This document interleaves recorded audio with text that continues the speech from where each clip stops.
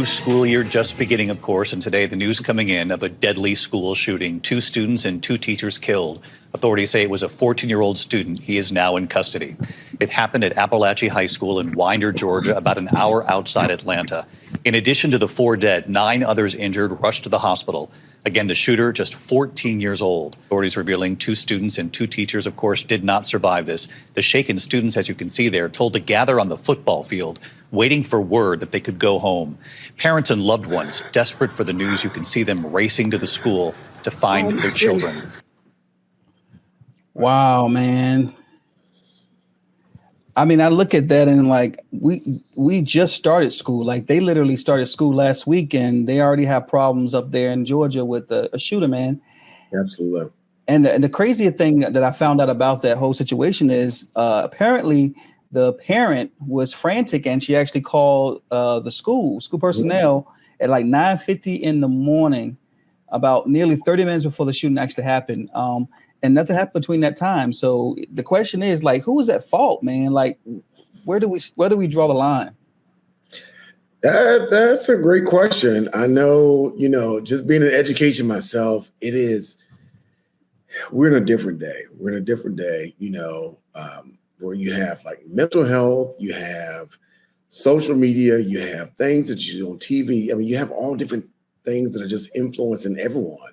And people forget public schools are like public spaces. So it's like the same people you would encounter in Target are the same people you would encounter in your public schools. Like you have the same issues. Somebody just got fired or somebody just had something going on. You could have a parent enter your school building who could have just got evicted and could be upset or angry because something in your main office.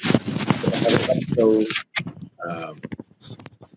have an episode right there in the main school building. So my prayers and thoughts go out to all that were affected by this, those that were lost, the 2 teachers, the 2 staff members, and the 2 children and their families. But we're in a day, it's hard to say who's at fault, right? If mom called the school and tried to report what was going on, and the school personnel did not handle it correctly, did not investigate it properly, there should be some blame there. Also, there should be some blame on the parental household, and there were guns in the household that were not locked up.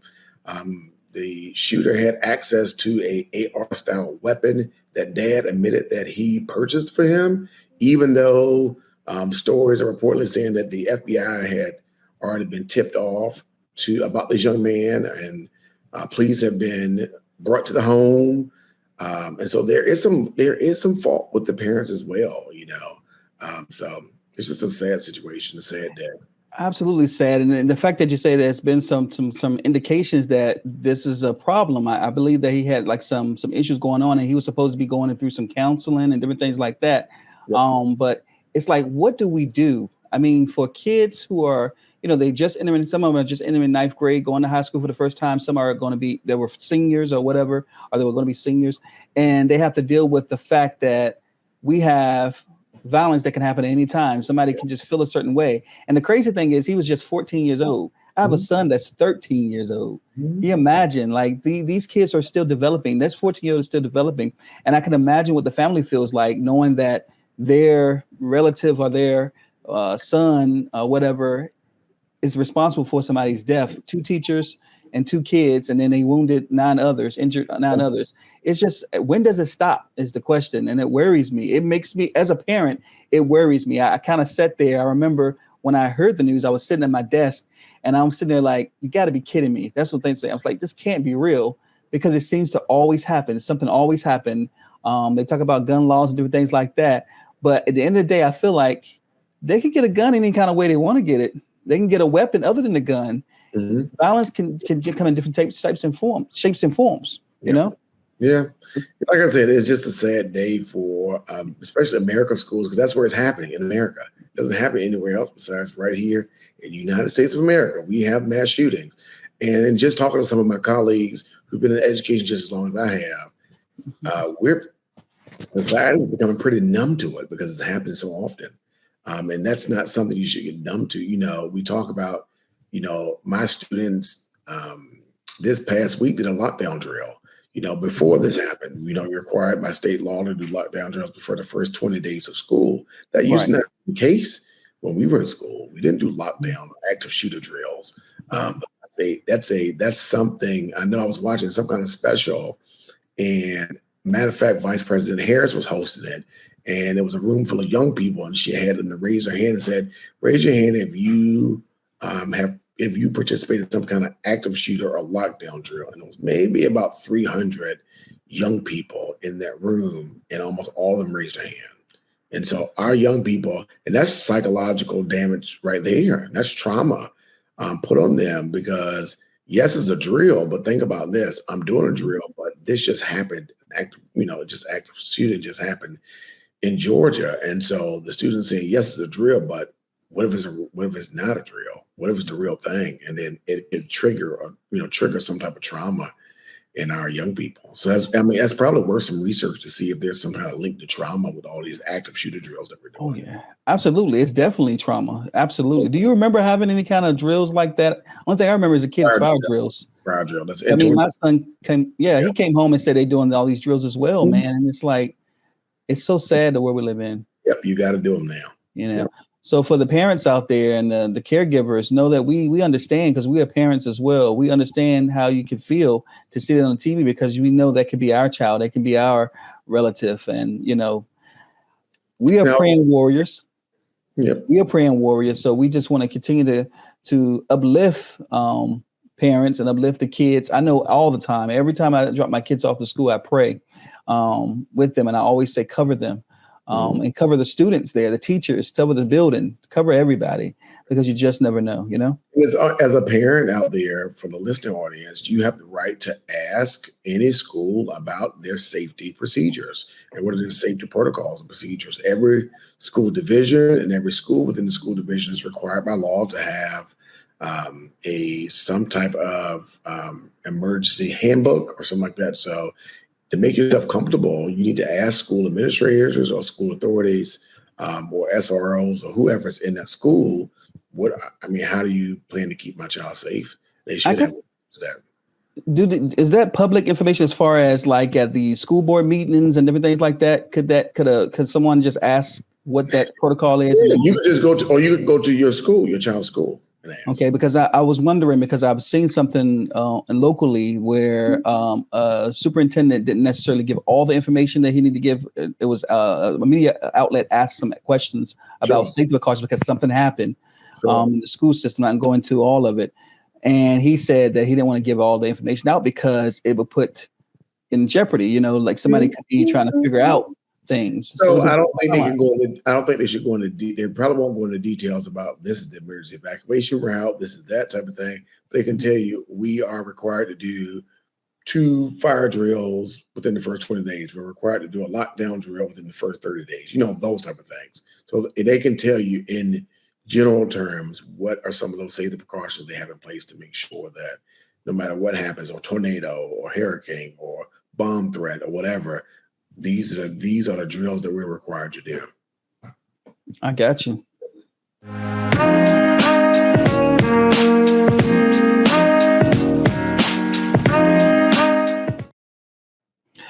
All right, it's that time, man. It's time for the focus topic of the night, of the day, or whatever you're watching on your TV. You are locked into our show, locked into the politics, locked into what's happening in your community, locked into the entertainment. We're locked into everything that's going on in our world. We want to talk about it from a male's perspective, and particularly from a Christian male's perspective, our views and our thoughts on different things as it pertains to what we live in, is the thing we call society today. And so each month we're going to have one of the hosts come up with a topic or have a topic that we can talk about. And so it's Eric's turn. And so you notice the 2 guys are not here today. They'll be back another time, but we're going to give it to Eric and let's see what he got to talk about on today. Take it away, bro. Well, I'm excited to engage us slightly around the world of politics and what's going on with the presidential election, more specifically in the politics. It has always been a passion of mine to be, I'm a CNN junkie, MSNBC.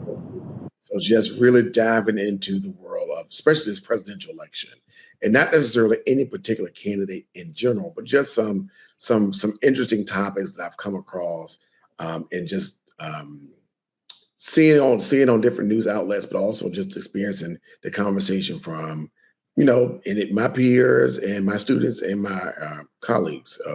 Just a couple of things. So one, wanted to start off with, I did a little research, the Pew Research Center. Pew Research Center is good for like different politics and different political issues. And so I wanted to see what were the top issues in the 2020 presidential election and then this upcoming presidential election, and then see how they compared and different, how they different. So the top four issues in the 2020 election were, because 2020 election has just passed. Number one, no surprise, was economy, right? 79%. And they said this is based on registered voters. 79% of registered voters said economy was their top issue. Number two, healthcare, right? There's been a lot of talk about, the Affordable Care Act, Obamacare, what they like to call it, and just making sure that people have health care. There's a lot of, I've been watching a lot of interviews about different people from around the United States talking about this upcoming election. And healthcare is still a booming topic. Number three was Supreme Court appointments. In 2020 election, number three top issue was Supreme Court appointments. And number four was the coronavirus outbreak. Remember, we were in the midst of the coronavirus outbreak with schools shutting down. Remember, your local restaurants were shut down, public transportation, anything dealing with being outside was kind of shut down. So those are the top four issues: economy, healthcare, Supreme Court appointments, and the coronavirus outbreak. Okay. And so just did a little bit more delving into, I was like, why was the Supreme Court appointments a big issue in 2020 election? So I did a little research, also Pew again. And remember that a president can appoint a Supreme Court justice if there's a vacancy due to retirement or death, right? And if you remember, in President Trump's first term, RBG, Ruth Bader Ginsburg, she passed, and she was a Democratic appointed nomination. But because she passed during that time, President Trump was able to appoint a Supreme Court justice. So looking at President Trump in his first term, 2017 to 2020, he appointed 3 Supreme Court justices. Remember, 3 Supreme Court justices mean, so in the Supreme Court justice, remember, you have a lifetime appointment, right? And so he talked about Roe v. Wade, all these type of things he wanted to overturn. And so he put 3 conservative justices on the Supreme Court. Give you a good example, the year during President Obama's 2 terms, he only appointed 2 Supreme Court justices. President Trump's term, he appointed 3 in his first term. President Bush, in his 2 terms, 2. President Clinton, 2. President Herbert Walker Bush, 2.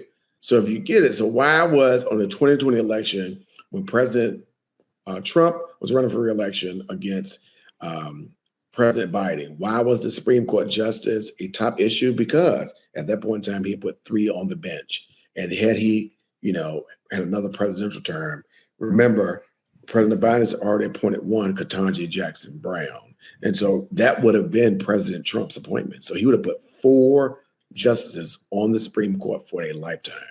So that's why it was so important. It's interesting you say that. I think that is actually one of the biggest things that I thought about is the Supreme Court justices. It does make a big difference because of these lifetime justice. The appointments. So I guess my question is, why can't we have some kind of term limit where, you can't be a certain age to give other people the opportunity? That's particularly the main reason, is to give other people the opportunity to be the Supreme Court justices, because that's the highest court. But I get it. It's no balance. You have more conservatives than you do the other ones. And it's like. Yeah. So it was like I said, in 2020, it was a hot button topic. And then also remember, presidents also appoint federal judges and federal judges. And so I'll give you just a little hindsight of the federal judges in President Trump's 1 term. He appointed 54 federal judges around the United States. President Obama in his 2 terms appointed 49. President Bush in his 2 terms appointed 61. So President Trump was on a roll. That's why Well, you said that who was the other one that did 60? 61 was President Bush, but he had 2 terms to do that in. Oh, two terms. So In 8 years, he did 61. Trump in his 4 years did 54. and then what about the Obama? President Obama did 49 in his 2 terms in 8 years. So he was close to it though. Yeah, but But he had 2 terms as well. He had 8 years. President Bush, Gotcha. President Trump Okay. did that in 1 year. 1 term, 4 years. So what do you think that's going on with that though? Why do you think that's the case? What in your opinion, do you think? Well, I mean, because you have to think about it. Anytime a federal judge resigns or retires, the same thing. To be put on the federal bench, that's also a lifetime appointment, right? Unless you get impeached, right? And it takes a lot to impeach a Supreme Court justice. It's on a lifetime. It is. So that was the 2020 election. Top 4: economy, healthcare, Supreme Court appointments, coronavirus outbreak. So in the 2024 election, so this upcoming election is like, I'm sorry. I was going to say one of the other things that was top for me was the economy. Like that was around the coronavirus, of course. Yep. I mean, it was the start of the uptick of everything that was going up, and I feel like it's only gotten worse actually, as far as the economy, the inflation, and everything else. But I don't particularly think it has anything to do with a president at this time. I feel like it's more so the coronavirus and what it did, and you know, they didn't get a lot of work done, and they're trying to recoup money, and it's all kinds of different things. So I don't know. I don't think it's necessarily the president. Everybody wants to blame the presidents, either, you know, but whether you know, I will say inflation, all those. Yeah. Yeah, and you know, politics is not my thing, so I am. I don't like politics, but you know, it's interesting that you got this information, though. Yeah. So looking at the same Pew Research Center. So for this upcoming election, and that's why it's so important, the top 4 issues. Listen to this: economy, number 1 issue. 81% of all voters. It was 79% in 2020. Today is still the top issue at 81%. Number 2, healthcare. In 2020, healthcare was number 2 at 68%. This time go around is 65%. Still number 2 though. Number 3, remember, was Supreme Court appointments in 2020. Number 3 in 2024, guess what it is? What is it? Supreme Court appointments. Right? Right. Number 4 in 2020 was the coronavirus outbreak. Number 4 coming up now for this upcoming election is foreign policy. So all 3 from the 2020 election, this 2024 election, the top 3 are still the top 3 concerns. And I love the Pew Research poll because it looks at like, for example, with this one, it says of Harris supporters and Trump supporters. In 2020, of course, it was Biden and Trump. Right. And they break it down that way. But overall, still the same 3 issues are still the top 3 issues: economy, healthcare, and Supreme Court appointments. And with the economy, they talk about like pocketbook issues, right? Yeah, it's a pocketbook issue. When you go to the grocery store, can I buy a loaf of bread? I'm plant-based. Bro, right? I know it's more expensive for you. Listen to me. I went to the store the other day and I brought a bag of romaine. I brought 4 avocados. I brought some ginger root, honey. Did I say avocados? Bananas, red potatoes, and something else. And it was almost $90 for 1 bag of groceries. Man, the disrespect is real. It's like they're smacking you in the face and saying, you're going to pay this money. Yeah. So, and just being able to afford a cost of living, and especially in this area, this Hampton Roads area, it is way overrated for a 1-bedroom apartment. Rent, mortgage rates are high. Like, it's just the economy as a whole is a huge issue. And so, no surprise there. Healthcare is still the same thing. We're only one of the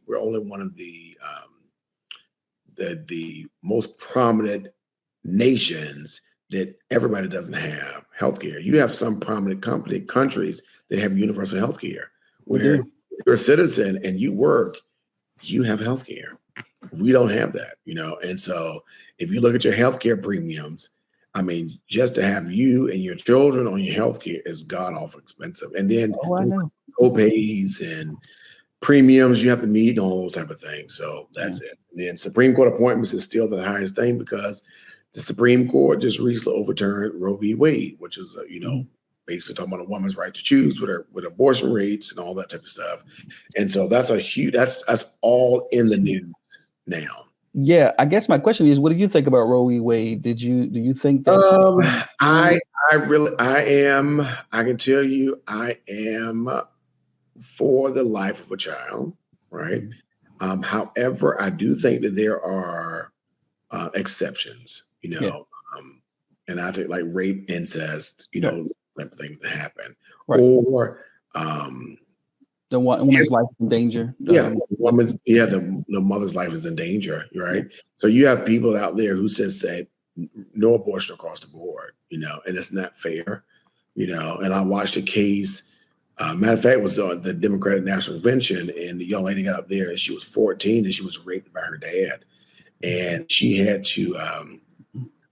They wanted her to keep the baby to term, and keep the baby. And she just imagine being raped by your dad multiple times, and then having to have that child, And she did have an abortion, but it was a legal fight for her to have the abortion. So. And then, like I said, foreign policy, just with everything's going on with Hamas and Israel and Gaza Strip, like all these places. Hezbollah, the tensions are rising there. It's just hot, And we're in the middle of an election season. Yep. With all this going on. Those were some definitely good points. Another good point I brought up that I came across was because I think looking at Trump or Harris aside, I was trying to say, okay, put them aside because not everybody's going to vote for Kamala Harris. Hillary's not. Not everybody's going to vote for Kamala Harris. Not everybody's going to vote for Donald Trump. But look at what are some of the positives for this election cycle. So I looked at one. I did a little thing I did with a shout out to the Harris campaign. The most recent New York Times said that Harris reports raising nearly 3 times as much as Trump in August. 3 times, right? And so they looked at, for example, Harris ended in July, because remember, she had just become a nominee, with $217 million to Trump's $151 million. That's crazy amounts of money. But the Harris campaign raised $204 million in July alone, while the Trump campaign raised $47 million. $200 million to $47 million. And then this was really huge, where it said, while the official totals in August, this was August, this is an older article, haven't been found yet as of August, this was September 6th, updated on September 6th. But in August, the Harris campaign reported that affiliated group raised $361 million with $404 million in cash on hand. Well, Trump raised $130 million with $295 million on hand, right? So I said, let me dig a little deeper, because I was on this roll, right? And of the Harris contributors of that $404 million, it consisted of 1.5 million new donors that never donated money. What about Trump's side, though? That's a good question. I couldn't find it. I tried to, because I was trying to present both sides. But how exciting is it for 1.5 million people who have never been interested in politics say, I'm now interested in politics, right? That's true. I do, because see, as a journalist, I'm not going to really say who I'm voting for or whatever, but I do believe in being fair and balanced. So I don't really have anything to say as far as what donors came to Trump or whatnot, but I do want to say that there are some people out there that absolutely love Trump. Yes, they absolutely love Trump, and they believe that he can actually fix these problems. You talk about the economy, you talk about healthcare, you talk about foreign policy, and those things. They believe that he can do it, and some people believe Kamala do it. And I think the excitement that we bring on is that And I saw this. This was in USA Today. It talked about how in the month of August, 100,000 new people registered to vote. Yeah. Yeah. So there is some, no matter who you vote for, the positives in this election is that people are getting interested in the economy. People are interested in the voting process. They're starting to ask questions about, people are hearing things like up and down the ballot. They're like, what does that mean? Yeah. Right. So it's like, they're saying, I need Trump to do well so we can do well up and down the ballot. So people are asking questions about, oh, you're talking about the House and the Senate. We need to make sure. So why is it important for us to vote for our senators and vote for House members? And why is it also equally important to have local legislation in place? Because they're talking about the voter laws and the suppression laws and all sorts of things. So the fact that people, like, I'm not sure who those 100,000 voters are voting for, because you can still register to vote and not physically vote. Right. That's true. Yeah. Everybody thinks, at one point the couch was going to win, but there's a wave of momentum. And a lot of people are saying Harris has a lot to do with it.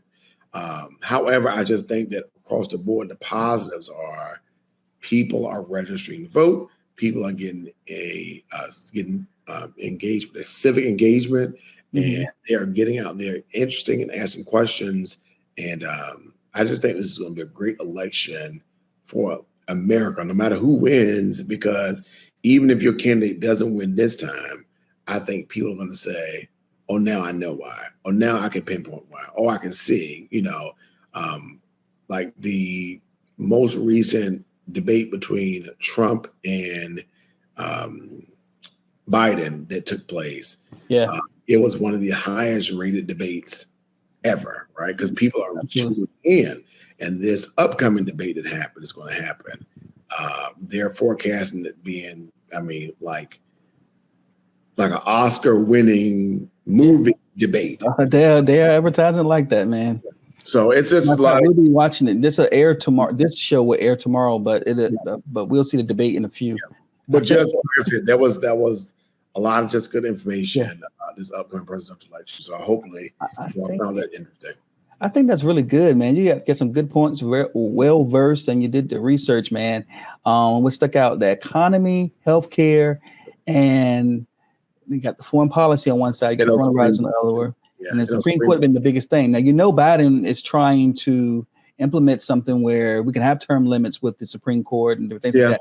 I can pretty much tell you, we talk about the Supreme Court. We talk about the Senate and the House. Yeah, it's not going to go anywhere. I can tell you that now. Yeah. He proposed it, but it ain't going anywhere. Yeah. So and also President Trump is proposing to expand the Supreme Court.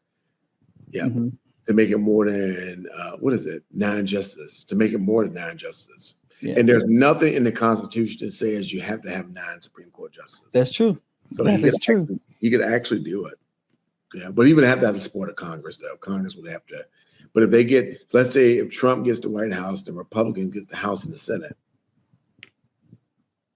That's why it's good to have. I don't. Not necessarily, right? But you get the House and the Senate. You say if Trump wins. It said Trump gets the White House. And I said, and then the Republicans get the House and the Senate. If they get the House and okay, it's not necessarily they can. No. Okay. But I was saying, like, I'm not always in agreement with whoever's in the White House, whatever party's in the White House, them having the House and the Senate. I like a good battle. I like a good balance. That's why there's 3 branches of government, right? Right. I like for them to have to negotiate and to reach across the aisle and say, I can't just green light all this. I got to work with Democrats. I got to work with Republicans. I got to work with people I don't necessarily agree with. Because if not, you get this full-blown green ticket, and they end up doing, whoever's in the White House end up doing whatever they want to do if they have the House and the Senate back of them. Yeah. Well, that's so good, man. That's so good. Oh, I like this. See, we specialize in the areas that we're good in. You are great at politics, man. And I'm gonna tell you something. I always kind of stray away from it. Because I have seen things where people get into arguments and they get into disagreements. And I think We shouldn't have to do that. We should have a healthy conversation, agree to disagree, but actually not only agree to disagree, but actually open your mind and listen to what the other person is saying, because we all have something that can be on both sides. Like we can come together and say, okay, I can see what you're saying there, and I can see what you're saying here, and it can build upon that. Have you ever thought about being in politics in a like the local government or going to the White House? Because I can see it. Yeah, I have. I've thought about running for local government, and it's not off the table.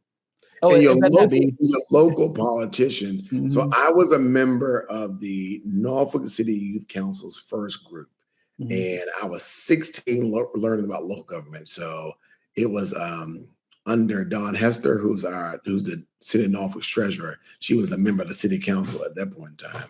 And so it was a dream of hers. I guess it was birthed from her and maybe some other colleagues to form the Norfolk City Youth Council. So I was working down there as a 16-year-old learning about city management. If you got to complain about your trash pickup, or if you got to complain about cars in your yard being broken down, who do you talk to and who do you go to? And just learning how the mayor works. And everybody thinks like the mayor is like this unilateral person that could just do anything in the city. And it's not accurate. You have to, a mayor has some type of authority, but they still have to have the backing of the other city council members, so just like those type of things. And so I became probably from the age of 16, super interested in especially in local politics, but it's led to my interest in national politics as well. So. Absolutely. Yep. Mr. Politician, I see you. I'm my best friend. I can see you doing would that. Would you be my campaign manager? I would. Oh, well, why'd you hesitate? I didn't hesitate. You were breathing? I paused for a second, but it becomes one of those things where it comes one of those things like, no matter what, I got you. I support you. Okay. And so I took that. I let the audience decide whether you. Because I guess I was surprised you asked me that question. That's what it was. It threw me off a little bit. Because see, the thing is, we don't necessarily agree on different things, different issues when it comes to politics. Oh no, we disagree all the time.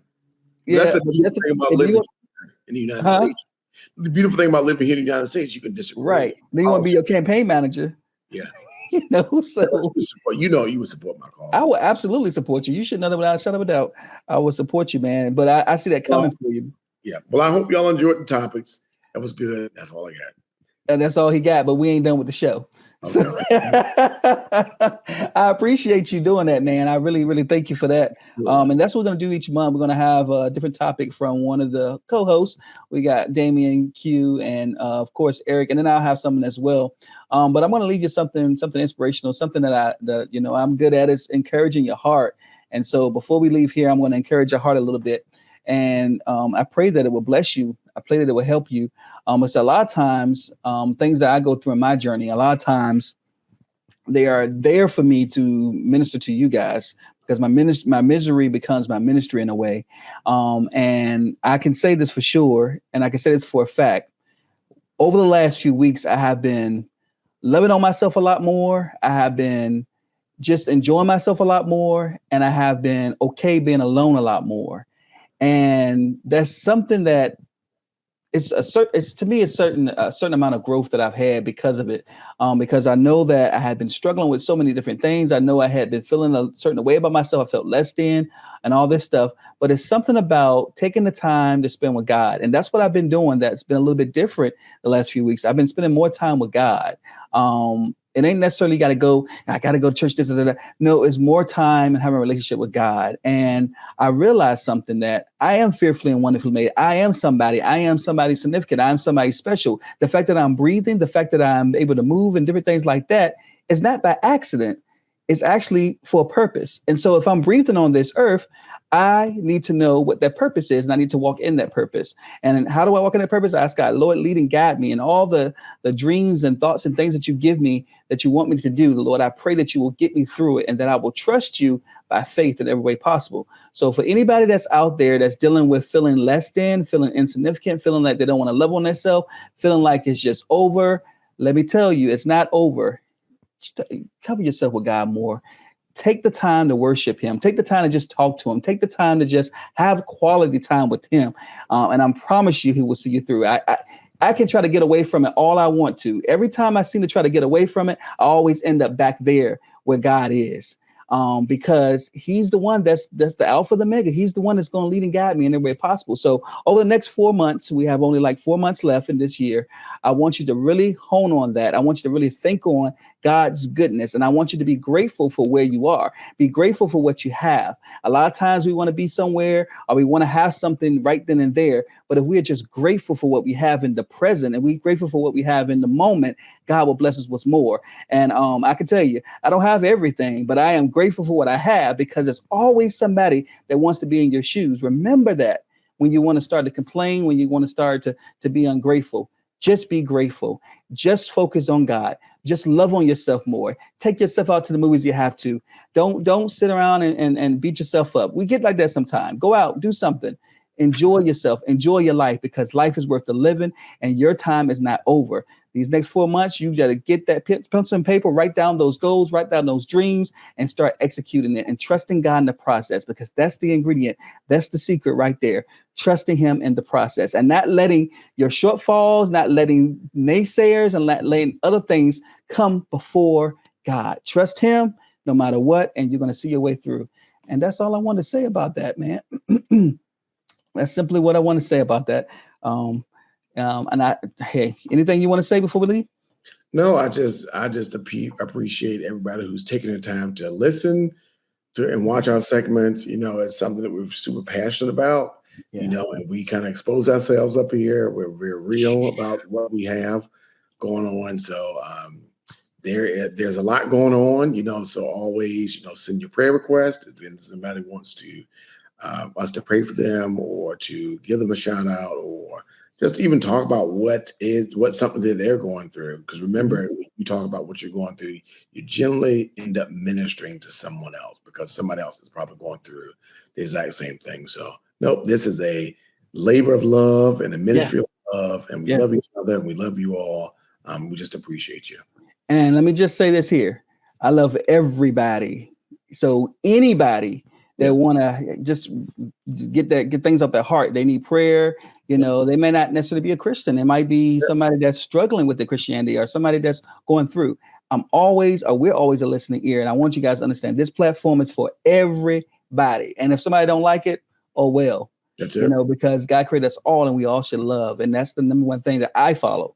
And I don't care if nobody else follows. So that's it. I said what I said, right? All right. Well, thank you guys for joining us on this edition of Locked In. You've been locked into politics today and locked into a little bit of inspiration. But you're going to always be locked into something when it comes to us fellas. We got something always cooking in the kitchen. And so next month, who knows, we'll be presenting, but I can tell you for sure that it's going to be good. And I hope it's going to be relevant. And I hope it will bless you guys. OK, take care. God bless you. And we'll see you in the next edition of Locked In.